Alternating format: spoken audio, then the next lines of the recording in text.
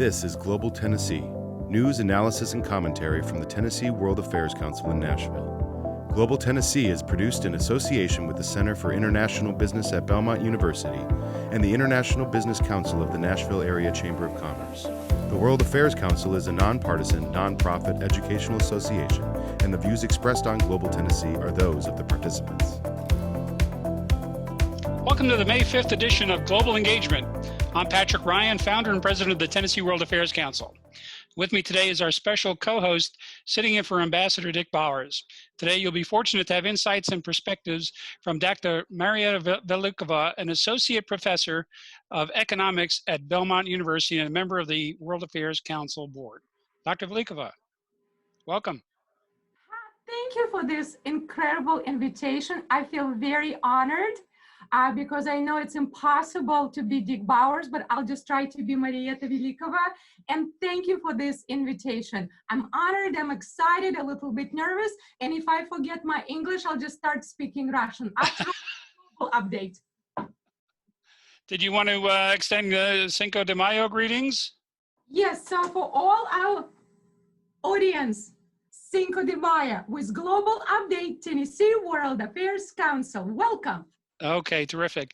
Marieta, let me share just a little bit about your background with our visitors here today, that you're a native of Surgut, Western Siberia, and that you became a naturalized American citizen in this past December. Congratulations. Thank you. It was December 13th, Friday. That Friday, December 13th, worked out for me. Okay, well, with your sombrero there, you've definitely set the bar high for Ambassador Bowers when he comes back next week. Now, your family is in Siberia, and presumably they're also enduring the stay-at-home quarantine situation protocols that we're all seeing here in America. Absolutely. But I think just given the weather factor, they have been under quarantine as a government policy, but I think also the weather was a factor that helped them to stay inside and not so eager to go outside. So as far as I know, they're still under quarantine. Okay, I think we've seen the same thing here in Nashville. The sun came out and people started heading outside, and now that we've opened up stores and restaurants a little bit, I think more people are out. But let me also mention that you've been busy with service work in the community besides the work that you do at Belmont University and with the World Affairs Council. I'm happy to report that you were chair of the Sister Cities of Nashville organization, another wonderful partner of the World Affairs Council, where you served 3 years as the chair.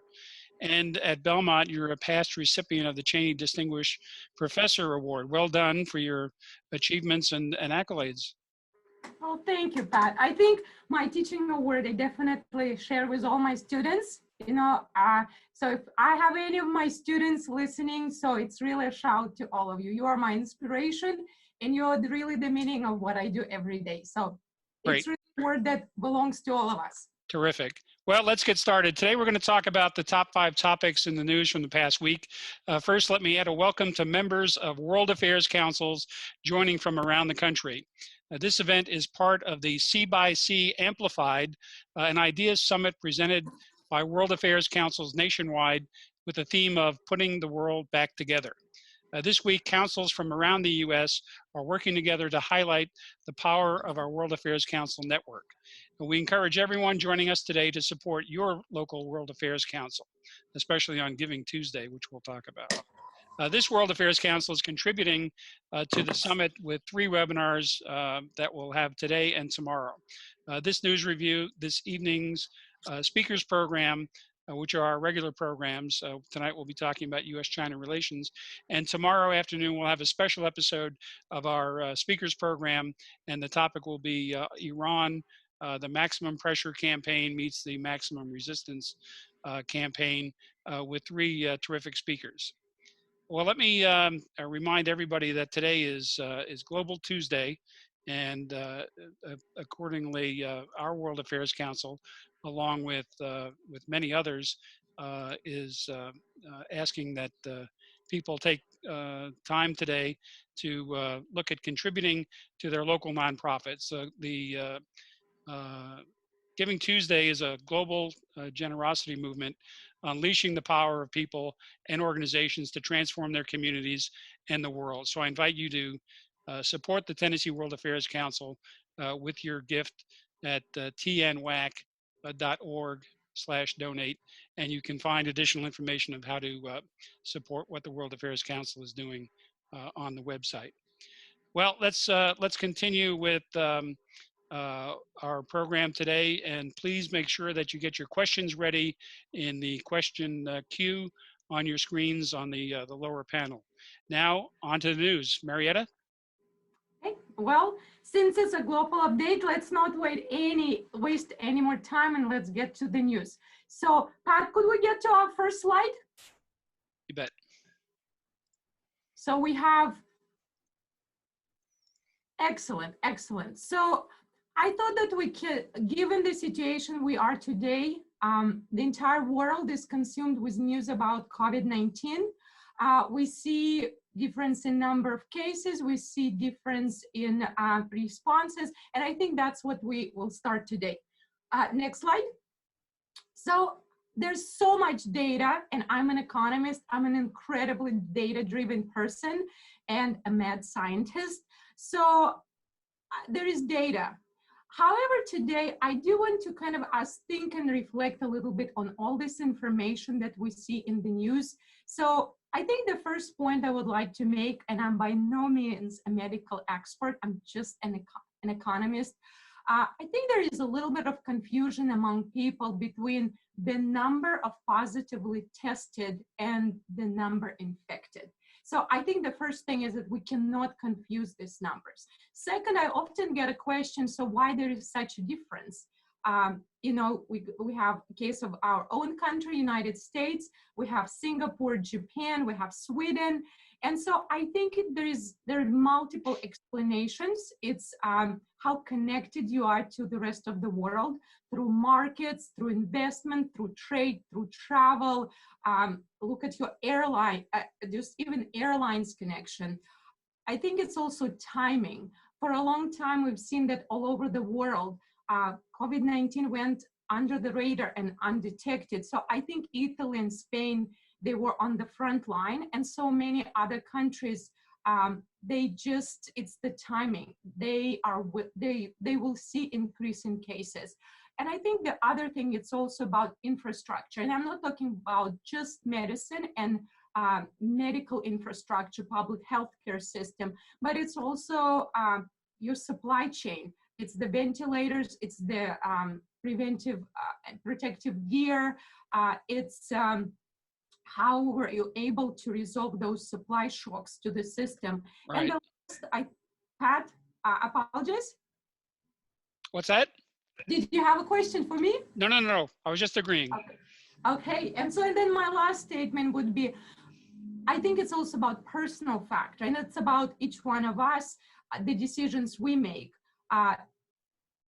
No matter what the government policy is or the stimulus package is, it's decisions we make as individuals. So I think it's important for us to not mistaken misinformation and scientific evidence. It's all about good leadership, timely leadership, and it's also about us making good decisions as informed citizens and as responsible citizens. Pat, back to you. Okay, well, let's look at the numbers as we've done in the past few weeks with the COVID statistics. And you'll see that the total worldwide cases are now over 3.5 million, with deaths over 250,000. And you can see on the right-hand side the increase in cases over the last month, very steep incline. The U.S. cases, or the worldwide cases rather, the status remains about the same. The United States is leading the world in total cases. In the top 10, China has slipped off. They've somewhat plateaued, although people are suspicious of their stats. And Iran has moved into the 10 spot there. But you can see the cases continue to rise significantly. The United States, and these are totals as of today, with the daily increases indicated in the red blocks there. And again, in the United States, we're over 1.2 million cases, 71,000 deaths as of today. You'll note in the CDC map of the United States, a number of states, California, Washington, Texas, a few states across the Midwest, Illinois, and then up into New England have all passed 10,000 cases, Texas, Florida, Georgia, and so forth. So that's where we are in the COVID report today. Marieta, did you want to continue with talking about the economic impact? I think that's our topic too on the broadcast today. Yes, so can you please share the, wonderful, thank you. So just to make this parlay into the economy, because I think economy is a very important part of this conversation. So I said before about COVID-19, for me, it's just like the government and the leadership and the infrastructure, supply chain, all of the above is just important as what we citizens do every single day. And so it's interesting to observe the differences that we already see, existing differences and then different responses. So even if we look at the economy, there is interesting difference between individuals thinking and collective thinking, right? So in the United States, for example, during the spring break, we've seen people completely ignoring all the facts and information that we already had coming from Europe and from Asia. And we went to the beach, we went to the parks.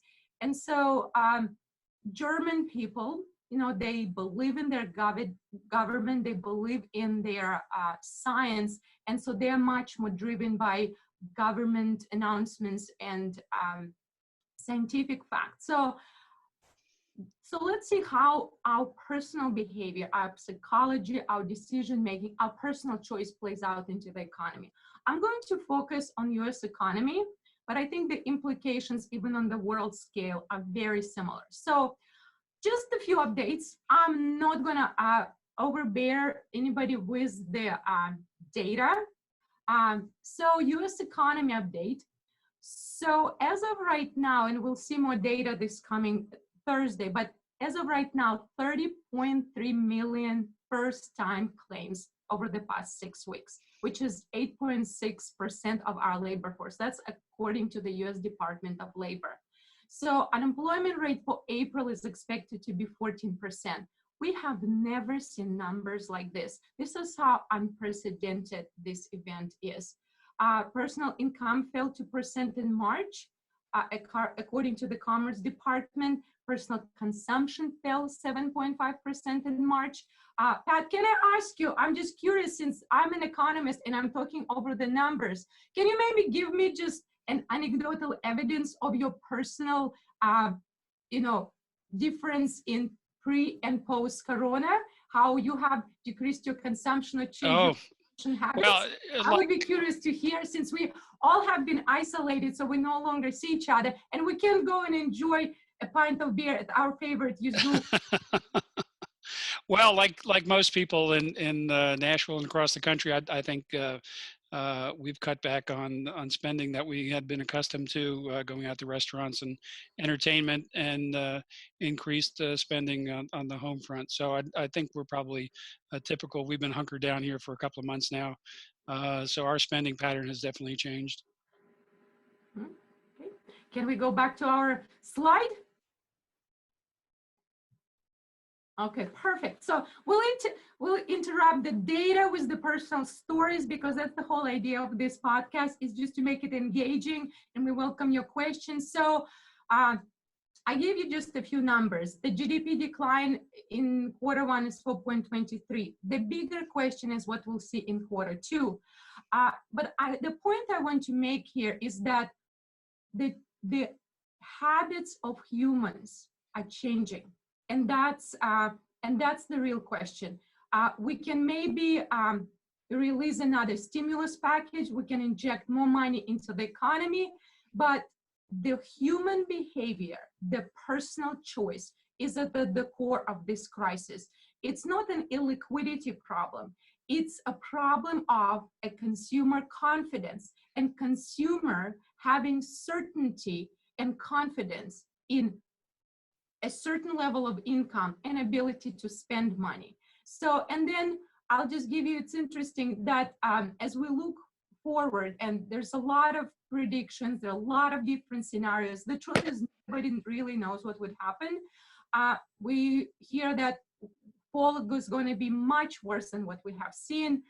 There's going to be second wave, third wave, fourth wave. And what I would just like, a point I would like to make, that we kind of have already exhausted our toolkit as economists. From the monetary policy perspective, our Fed fund rate is already between 0 to 0.25% range, right? And most of the time it's closer to 0.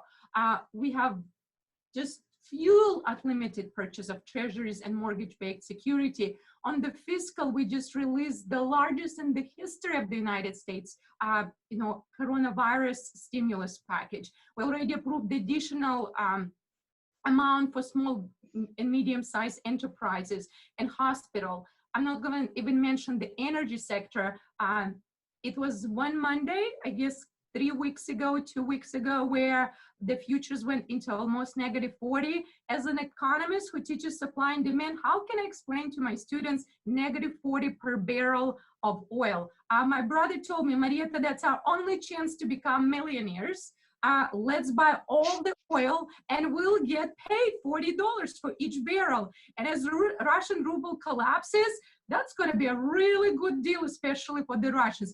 Pat, have you bought any of those -$40 oil futures? No, but have you become a millionaire yet? No, I haven't found an oil tanker that I could fill up. We're going to move it along a little bit here, Marieta. We're running a little long on time, but let's get into your next slide and see if we can get to our next topic pretty quick. If you want to continue with the financial update. So I will be very quick given the time. I always talk about how we have to adjust and be spontaneous. So yeah, class is out. We're not. Out. Okay. So I'll just make one point. So what is interesting is, so I just gave you all this very gloomy data as an economist, but then my finance friends would say, well, in our world, things are much happier and the sun is shining. So that has been probably one of the most interesting disconnects between economy and the financial markets. April has been an amazing month in terms of the financial markets, has hit several records. Don't ask me to explain it to you. I don't have the answer. And even Warren Buffett, who gave his personal interview on Saturday, you can find it at Yahoo Finance, said his finance he is confused. So if Warren Buffett is confused, I'm really confused. Pat, back to you. Okay, great. Well, I'm watching some questions come into our queue here. Just a reminder for those who want to get a question in, and we'll hold them over to the end. Please feel free to add your questions into the question queue at the bottom of your screen. And we're going to turn now to the topic of China, and we'll shift gears here. And I think this topic can best be called strategic friction. There's a lot going on in the relationship between the United States and China, and I think we can boil it down to a couple of areas from the news in the last week or so. The most news was in the area of the pandemic and exchanging accusations and a diminished level of multilateral engagement over pandemic issues. And the trade is in the background. The trade agreement between the United States and China is always an important item to discuss, and the promise of buying agricultural material from the United States, and also the national security issues. In the news this week, we saw that the Chinese Minister of State Security briefed top leaders, including President Xi Jinping, that the global anti-China sentiment was at its highest since the Tiananmen Square crackdown. And that was according to a Reuters exclusive report. But we can see that anti-Chinese sentiment is rising, not just worldwide, but specifically in the United States. There's been a response in the U.S. government circles that we're going to be looking at reducing the reliance of supply chains that we've been attached to for years now, dependent on China for a number of things, especially for PPE in the health section. And a State Department official characterized the effort to change supply chain initiatives as supercharging that initiative. In other reports, we note that Secretary of State Mike Pompeo, who spoke on the Sunday news shows, mentioned again that he said, quote, "There's enormous evidence that the COVID-19 virus originated in the Wuhan Virology Institute." A week earlier, the intelligence community said that it, quote, "concurred with the wide scientific consensus that the COVID-19 virus was not man-made or genetically modified," unquote. And they continued with the statement that they're rigorously examining emerging information and intelligence to determine whether the outbreak began through contact with infected animals or if it was a result of an accident at the Wuhan Virology Clinic or Institute. So that's going to continue to be some talking points in the news as we look at the relationship with China. There's a lot of bad sentiment over the pandemic. Obviously, we want to get to the bottom of the origins of the pandemic, but there's the looming background of national security and trade issues. You know, the issues of the South China Sea. We recently had a U.S. warship go through the South China Sea, the islands where the Chinese have recently instituted administrative claims over some of those islands, and they resist the U.S. Navy and other vessels from going through some of those areas. So that's going to remain a touch point as well. We'll continue to present those in our weekly report. Marieta, I think you wanted to take on China and how we approach China in the 21st century. So I'll turn it over to you. Wonderful. Can we go to the slide? So just have a little bit of the framework. So I'm not going to bore you with any more economic data. My economic update with all the data is over. I really just want us to think as China, it becomes a topic that we can't not know, not be interested, not be curious. China is our biggest strategic global competitor, but it's still our trading partner, one of our most important trading partners. It's a part of so many organizations with a loud voice that require an effort on behalf of all of us, all countries, all global players to come together and make those decisions. So I think there are a couple points I'm going to try to be very considerate of time make. So I think the first thing is, how do we perceive or how do we understand China today? And I think in general, there is a lot of ignorance about China. We think of China as China 40 years ago, but China 40 years ago, China today, it's an amazing, unprecedented transformation of any civilization, any country in the history of humanity and civilization. And so I think we can no longer treat China as a country inferior to us.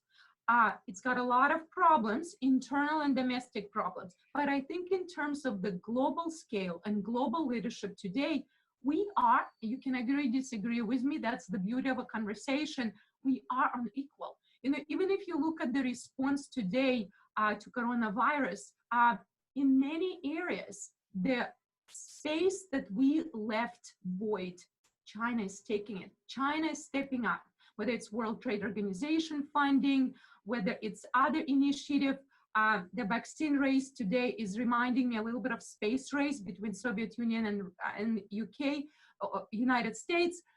However, what I want us to see and focus that there is a tremendous effort to collaborate, to coordinate, whether it's vaccine, whether it's handling of this crisis, because we're all affected. Pat, you have such an amazing, foreign service career. You've been to so many countries. When I say China, what are the most important things you would like to share with our audience? Wow, that's a big topic. I think I put you on the spot. It's totally off the script. I think my strongest impression was having been, I served in the Navy 26 years and in the Western Pacific, much of that. And other than visiting Hong Kong, I never really got into China. But when I went for the first time, actually was with a World Affairs Council group, landing in Beijing and just seeing block after block of high rises and the city of Shanghai. It was incredible knowing, growing up in the 60s, watching what was going on with Massey and the Cultural Revolution and the poverty that existed there, to see this incredible engine of economic power across the region. I've been to Wuhan in Hubei province where the outbreak was from, but other cities, Chengdu and Xi'an, Beijing, Shanghai, and everywhere you go, the demonstrable feeling of growth and expansion is just palpable. Mm-hmm. And I guess maybe just kind of to add to your personal impression, I think China, there's just so many facets to China, right? So there is a very high-tech China, the 5G technology, right? There is no competition for China when it comes to 5G technology. It's public surveillance, artificial intelligence, robotics, and it is China. But then at the same time, I want us to really understand China in depth and not just little sound bites or little, anecdotal stories. But then you also have rural China. You also have state enterprises that are incredibly inefficient. So the question becomes what China will be in the next 40 years. The tension between, the economy that is global, that is integrated, and the political system that is still Communist Party, that controls information, that introduces social credit score. How are you able to maintain that control over people, what they think, what they believe, what they want, when your economy and your people travel more, become more integrated through trade, investment, etc., both investment into China and outside of China. There's so much investment by China into the United States. So I think it's very interesting to see, will Communist Party be able to persuade its citizens that it's all about economic prosperity and wealth at the cost of political freedom and human rights? So I think there are a lot of interesting questions. And I often think that in order to understand a country, we have to understand mindset. And I think something very important that I read many years ago was that their still influence and their way of thinking is shaped by the 19th century, which was 100 years of humiliation. They're long-term thinkers, they're playing chess, they're increasing military spending, they're building this phenomenal One Belt, One Road infrastructure to not only connect to other markets and diversify their economy, not just depend on Western markets, but also spread ideas, their ideological model of how to build prosperity and wealth, their norms and values, take control over supply chain. So I think all those things, we don't have enough time today, but those are all really important things that not just about China, it's about us, and it's about the world that we will be a part of in many years to come. Yeah. Now we geared this global engagement broadcast to students who are at home, and I would encourage them to really gain an understanding of China, because China and the United States will be peer competitors for decades and decades, and understanding the growth and the background and context of that will inform their daily decisions about how to understand what's going on in the world. And I'll leave the China conversation with just a footnote that tonight, Tuesday night, May 5th, we will be having a global dialogue session. That's our international speakers program. So it's 7 p.m. Central Time, 8 p.m. Eastern Time. John Scannapieco, who's the head of the global information team at Baker Donaldson, the law firm here in Nashville. He'll be on along with Jeremy Goldkorn, who's editor-in-chief of a newsletter and a podcast on China. He's lived decades in China, and he's a top authority. So if you can join us this evening for a more in-depth look at the U.S.-China relations and in the age of the pandemic. Marieta, Can I just say, I've heard both of those speakers. Great choice for the China podcast or China part in this summit ideas. And I really encourage everybody to attend. It's so crucially important. Pat, back to you. Great. Let's look at our last topic, and then we'll turn to questions. We're going to talk briefly about Iran, maximum pressure, and the maximum resistance that Iran has been showing in the Gulf and Iraq and other areas. A couple of items in the news that we just wanted to bring to your attention. A couple of weeks ago, there was an encounter in the vicinity of the Persian Gulf. Iranian gunboats came out, and they were engaging in a swarming pattern around U.S. Navy warships. President Trump tweeted that he gave the order to destroy, quote, destroy Iranian gunboats that harass U.S. ships. And that signaled kind of a new round of tensions, which also included American reaction to a space launch in Iran of a missile that could be leveraged into a long-range missile program. We also have in the news this past week, there's been tension over the U.S. Opposition to the expiration of an arms embargo that was part of the 2015 Joint Comprehensive Plan of Action, the JCPOA, which is more commonly known as the Iran nuclear deal. In the deal, there was a 5-year embargo on arms to Iran, and that's set to expire this year. And the Trump administration, as you know, withdrew from the JCPOA in 2018, but is trying to exert pressure through the JCPOA to institute what's called snapback economic sanctions. And I know, Marieta, you wanted to make a note about the effectiveness in your view of economic sanctions. So feel free to add some comments here. You know, I just wanted to just add, I guess, a couple comments as a person and as an economist. So there are a lot of, there's a plethora of economic research and economic data on effect of economic sanctions. It really doesn't matter which country you're talking about, Venezuela, Russia, North Korea, Iran. Economic sanctions are not effective. They don't really accomplish objectives we want them to accomplish.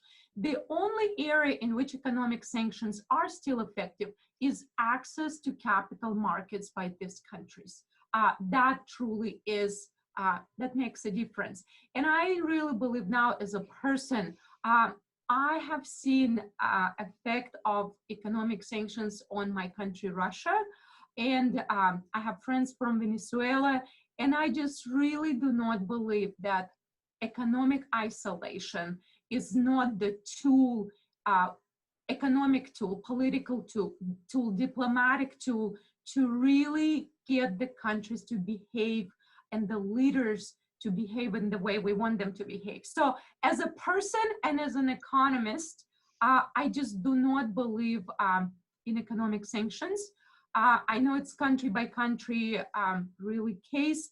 However, most of the time, people suffer, innocent people, just like each one of us, who want peace, who want stability, who want their kids to have a chance, to have a hope, to have an opportunity. And so it doesn't create a global mindset. It creates seeds for hatred, for nationalism and populism. So I do not support economic sanctions. Well, it's sad to me to see what happened with Iran. Yeah, I think Secretary of State Pompeo doesn't see it that way. He, in fact, went on the record as saying that we'll work with the UN Security Council to extend the arms prohibition, but he said, he added that in the event we can't get anyone else to act, the United States is evaluating every possibility about how we might do that. So this is an October 2020 activity that you'll see building up and adding to some of the tension with Iran in the coming months. And we'll see where that goes. So we've got to put, the United States is putting leverage on the European, what's called the E3, the group of UK, Germany, and France, who are signatories to the JCPOA. And the United States is working with the European allies, many of whom see that we're not really ready for Iran to get out of that embargo. Okay, well, that's it for our 5 topics. We have plenty of great questions in our Q&A section, and we have a question from Sarah Jones, and we'll turn to Sarah in just a second. I'm going to start with a question from Peter Gisela. Peter asks, the COVID-19 national security, there's been a demand for human resources to meet various demands, be it contract tracers or food bag coordination, logistics, and distribution of food. Should these bans be sourced mainly by the private markets, nonprofits, or local, state, federal governments? Marieta, you're probably better on domestic, economic, and commercial interests. What do you think about demands for doing these various things that have derived out of COVID? Private marketplace, nonprofits, local, state, federal governments? I'm just really gonna say what I really believe. So that's why we're here. And I don't think we can just leave it to the private market. And the reason why I believe that, I'll just give you one example. Amazon, right? Yes, we love Amazon. Amazing that we can just get everything delivered to our door. But one of their most prominent engineers just resigned, I think, a day or 2 ago, because he said he could not continue work for a company that continues to accumulate power and wealth and control when there is no really concern or much thought about safety of their workers. So if we just leave it to the market, and Amazon is the private market, you know, I'm very concerned for all the people, all the workers who deliver it to us, who are filling the orders in Amazon. So I think the involvement of government is incredibly important. Great. And we're going to turn now to Sarah Jones, who's got a question. Sarah, your mic is open. Are you there?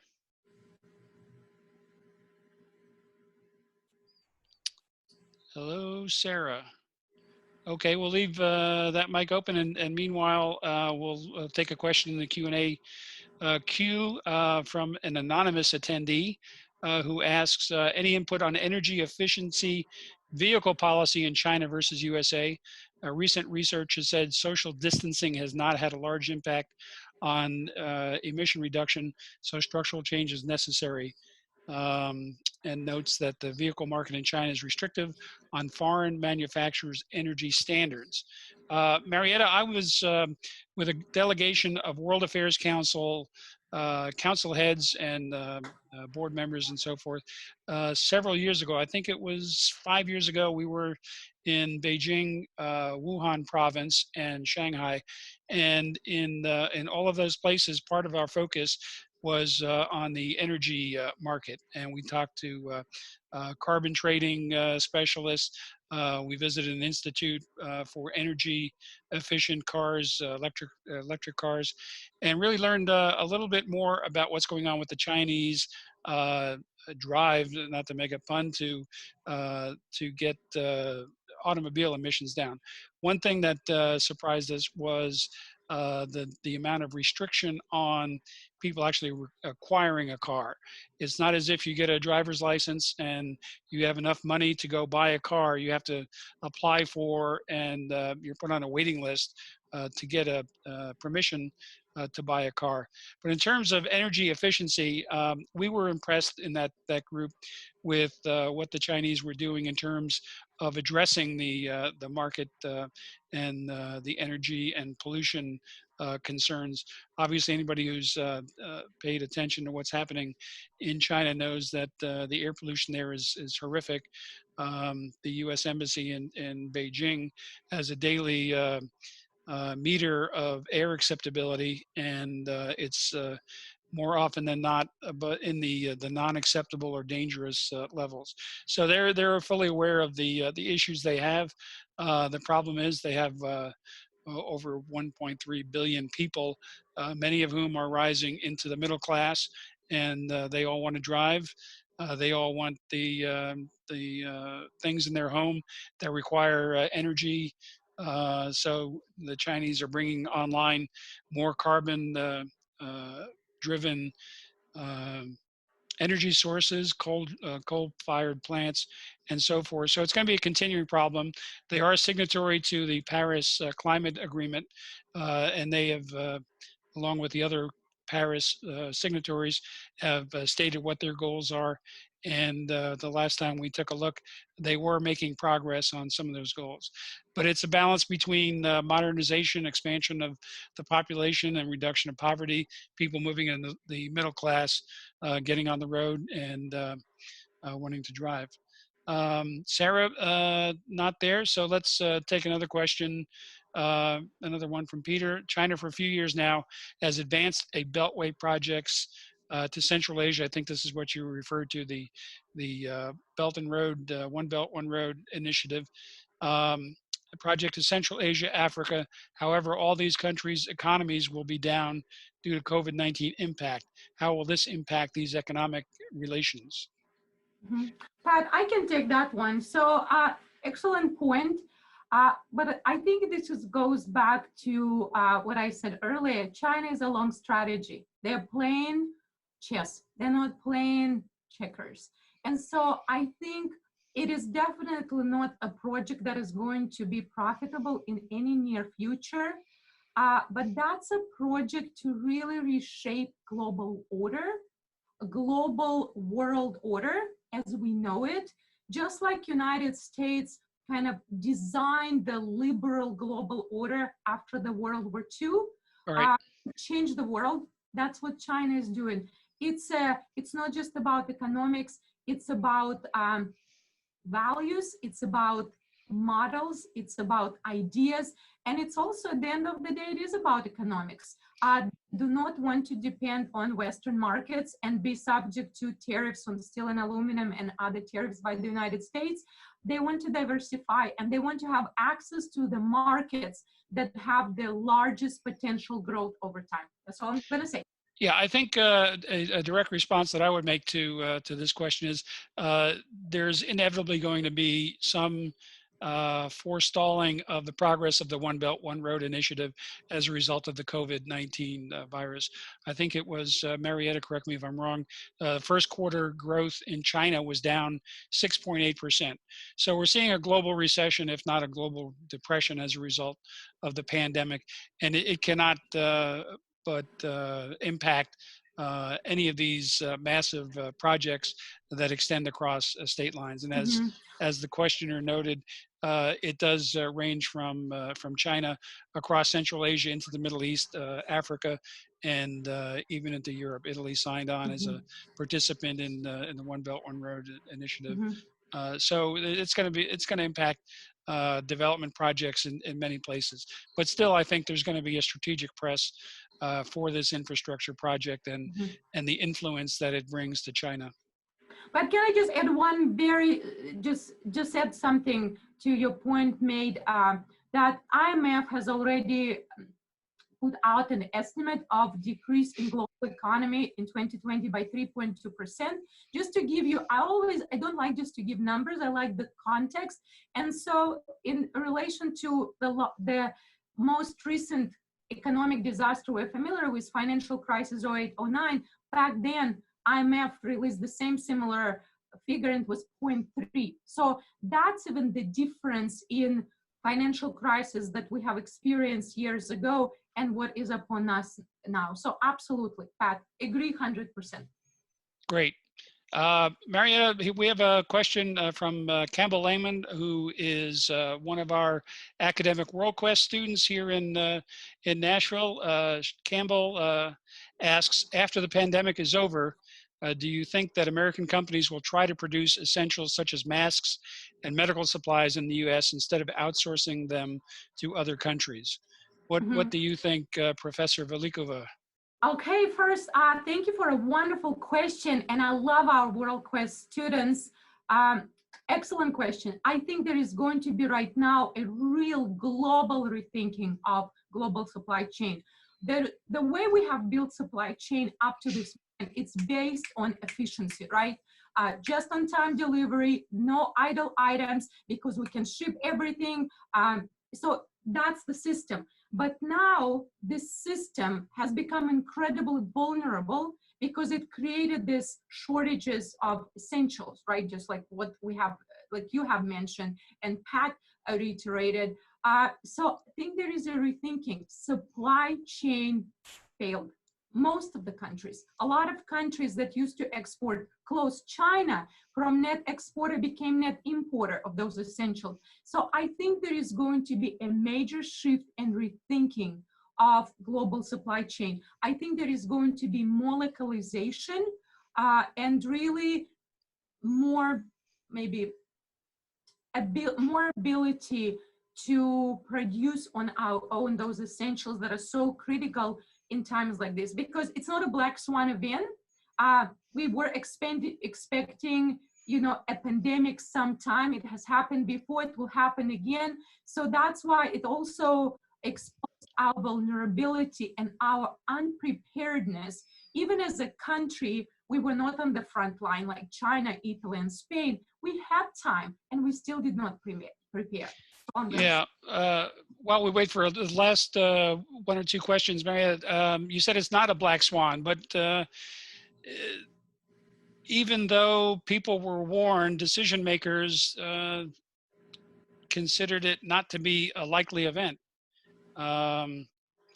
unless they were derelict in the extreme and didn't evaluate all the evidence and information, and we wound up with what has occurred. So you don't think it was a black swan, that a high impact event out of, well, maybe not out of the blue, but certainly not expected, like seasonal flu or hurricanes and tornadoes? I think we didn't expect the contagion it proves to have, and I don't think we expected the danger.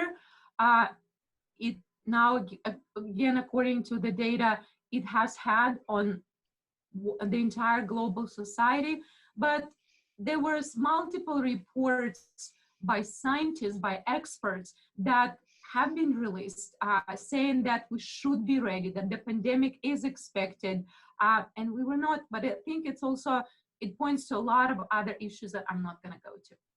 Okay, one last question here, and this definitely is up your alley. Well, we have two questions. Let's get to this one. Do you think lowering the zero bond rate, the interest rate, will help stimulate the economy? And this is we're getting way out of global affairs here and into maybe you we're can getting hang into economics. You can hang a shingle and charge for economic advice. But go ahead.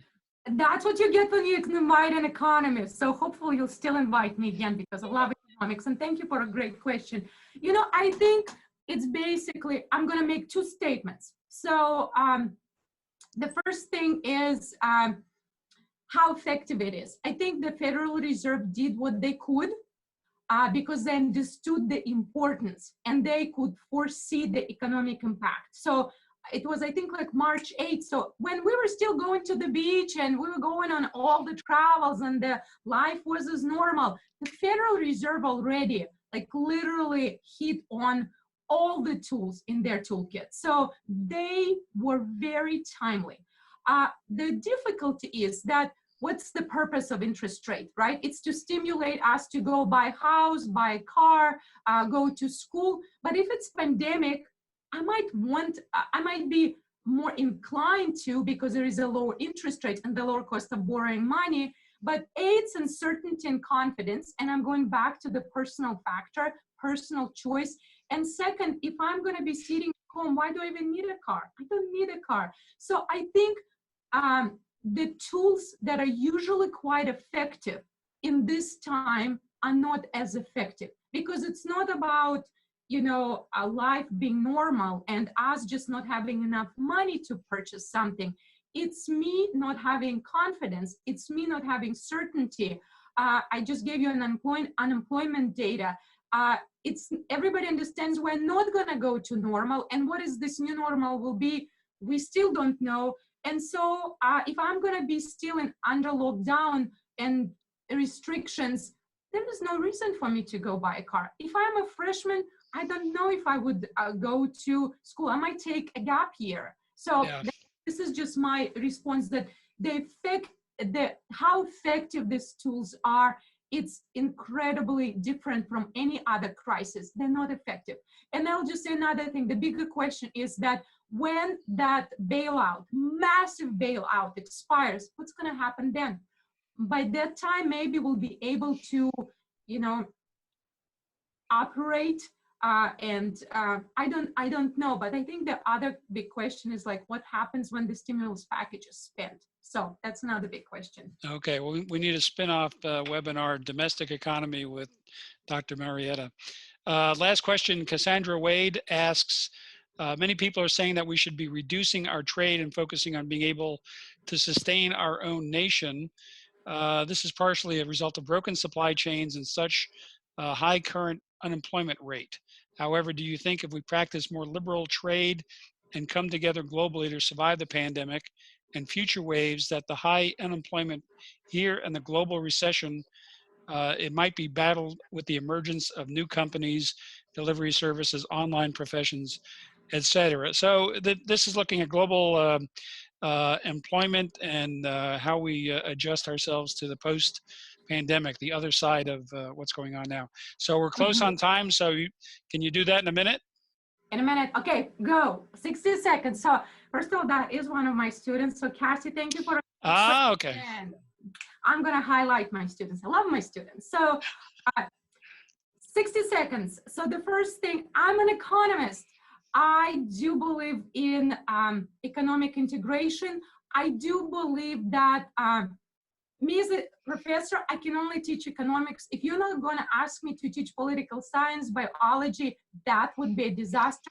And so I really believe that each country has specialization, and we should still trade and we should still specialize. It makes everybody better off in terms of a consumer, in terms of the cost, in terms of choices. However, I think the bigger question, I hear the concern about unemployment. Very, very serious concern. I think the reality here is automation, right? And for me, right now, what we see deepened inequality. People who were unemployed or let go, first ones, those are all labor-intensive goods, right? It's the hospitality. Right. So those jobs, the question is, when will they come back? And so I think what is happening, that some of the industries are going to die, new industries are going to emerge. Technology is going to be at the core of this, you know, figuring out what the new normal is, figuring out how we solve this crisis. And so the most vulnerable, it's not just about them not having the skill set that makes them, you know, less likely to succeed, but now coupled with that, they also don't have access to technology. And so that's why my heart really cries for those people and for this deepened inequality. So I think it's not a question of let's make everything here. I think it's a question of what is our specialization, because we don't want to lose access to all the foreign markets. You know, that is also a huge part. Sure. Well, it's a global economy, and that was a minute and a half, but that's okay. You had your student there. I think this is going to be a transformative era. We were heading towards a new paradigm in the labor force, and I think this will just accelerate it. Manufacturers and others will find ways to automate, as you mentioned, automation, artificial intelligence. So I think when we get to the other side of this, we're going to see that they weren't standing still while people were home getting their stimulus checks. Okay, Marieta, we're going to just talk briefly here about what we have coming up in the World Affairs Council. Tonight, as I said, Global Dialogue with John Scannapieco and Jeremy Goldkorn at 7 p.m. Central Time. You can still register for that. That's going to be a fantastic panel. Tomorrow at 4 p.m. Central, 5 p.m. Eastern Time.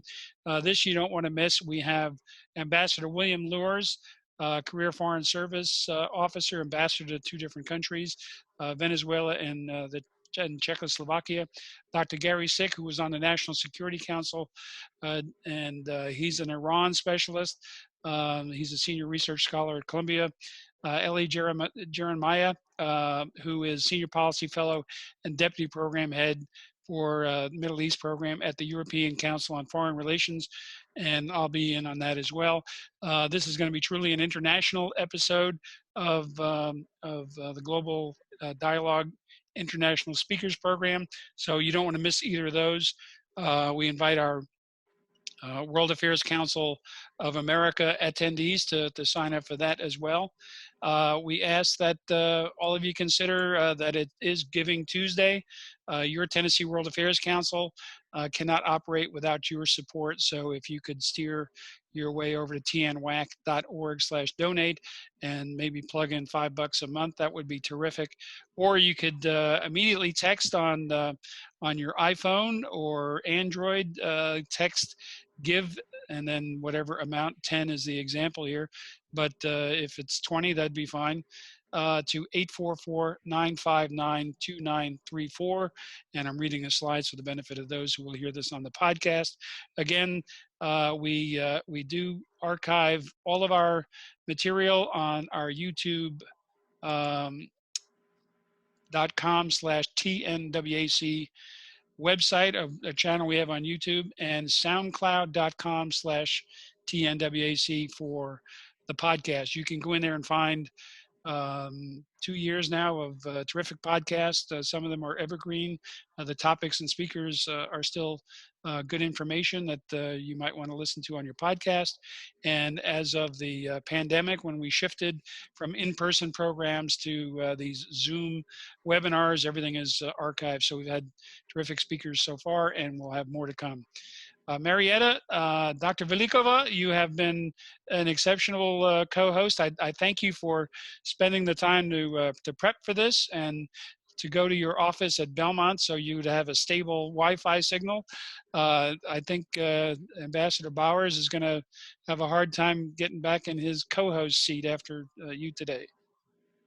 I just really wanted to say thank you. It was really an honor to be a guest and to be a part of this. And I also just want to say, just thank you for all you do. You have been working for years to really bring the world, the global knowledge and the global mindset to our community. So that just really a huge, sincere, kind gratitude to you and what you do behind the scene with the podcast, with the board, with the speakers, with everything. So thank you. It was really a pleasure. Marieta, thank you so much for that.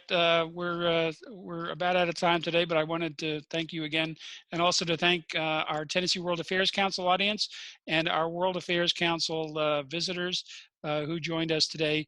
and just we're happy to be part of the C by C Amplified Ideas Summit by the nationwide World Affairs Councils, putting the world back together. So this week, these councils are working together to bring you really a marathon of terrific programs. So I hope people will see those and check into the website and sign up for some of the great programs still to come, like our show Can tonight. I just say one word thanking our audience? You know, Sure. because my only time on the podcast, that's my only time to have audience. So I just want to say thank you for your time. Time is the most scarce resource we have. You have so many other options. I know we all have maybe a little bit of Zoom fatigue. So thank you for your time, for your questions, for your engagement. Thank you. Great. And that, you'll stay healthy. That does it for us. Yes, everybody be safe, and please come back for the next global engagement next week. We thank you for participating today, and thanks to everybody who gave us some great questions. Dr. Velikova, have a great day. You be safe too. Bye, everybody. Thank you.